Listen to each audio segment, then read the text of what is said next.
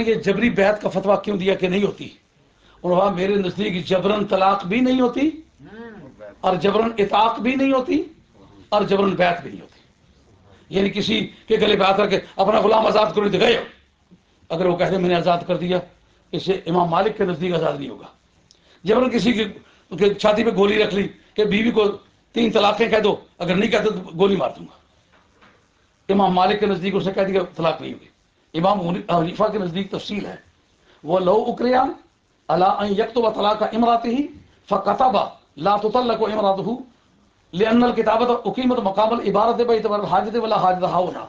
یہ بیر الراہ کی عبادت ہے کہ اگر کسی شخص کو جبرن ایسا کر لیا گیا کہ تو طلاق کہہ، اس نے کتابتاً لکھ دیا، زبانی نہیں کہی، تو امام صاحب رحمۃ اللہ فرماتے ہیں اس جگہ طلاق نہیں ہوگی، کیونکہ اصل میں اس نے اوائڈ کرنا چاہا ہے. کتابت قائم مقام عبارت کے اس جگہ جہاں حاجت ہو، یہاں وہ کہہ سکتا تھا. کتابت کی ضرورت تو وہاں ہوتی ہے کہ یہاں بیٹھا ہوا ہے، بھیجنے لگا پاکستان، تو پاکستان پر علاج اس کی بات نہیں سنی جاتی تو یہاں لکھ کے بھیج دے، اس کا تو جواز ہے. لیکن آمنے سامنے بات کر سکتا ہے، اصل میں ٹالنے کی غرض سے اس نے کہا میں لکھ دیتا ہوں. یہ تفصیل ہے امام صاحب کے نزدیک. لیکن امام مالک رحمۃ اللہ کے نزدیک کسی بھی طریقے سے کرے جبرن، نہ کوئی بیعت کرے تو بیعت منعقد ہوتی ہے، نہ جبرن طلاق کرے تو طلاق واقع ہوتی ہے، نہ جبرن کسی کو آزاد کرے تو آزادی واقع ہوتی ہے. اس لیے جن لوگوں نے ابو العباس صفاق وغیرہ نے آل بیت کے لیے جو جنگ لڑی گئی تھی، بیعت اپنے لیے لینی شروع کر دی. یہ تو کیا ہے، بے ایمانی بھی کو کرا ہے تو سینہ زوری بھی کرا ہے. آخر شریعت نے مطابق بدکاری پہ کرنے ہیں.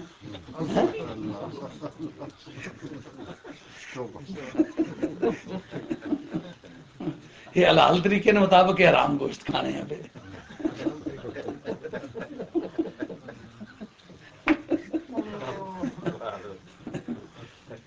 یہ گندگی خوشبوئی نہیں کسمانی ہے.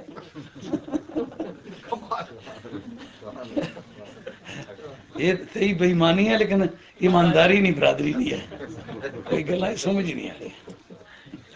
حضرت امام مالک رحمۃ اللہ علیہ نے فتویٰ دیا کہ یہ بیعت جبرن منعقد نہیں ہوتی، اس لیے جن کے حق میں لوگوں نے جنگ لڑی تھی بیعت انہی کے ساتھ درست ہے، تم جبرن بیعت لے دو. اب جناب یہ بات آگے بڑھتی بڑھتی یہاں تک پہنچ گئی کہ انہوں نے کہا باز آتے ہی نہیں آتے ہو؟ انہوں نے کہا نہیں آتا. انہوں نے کہا جیل ہو گئے. اب امام مالک کے استاد بھی ہے کہ نہیں، شاگرد بھی ہے کہ نہیں؟ امام اس کو کیوں سمجھتے ہیں کہ جو جیل میں گیا ہوا ہے، کہا یہ وفاداران آل بیت میں سے ہے، جس خاندان سے علم لیا ہے اس کا وفادار ہے. اب جناب وہاں سے جب دیکھا کہ باز نہیں آیا، بازو کس کے باندھ دیے، زیادہ مشہور یہ بات ہے. لیکن بہت سارے محققین نے کہا بازو جدا کیے گئے.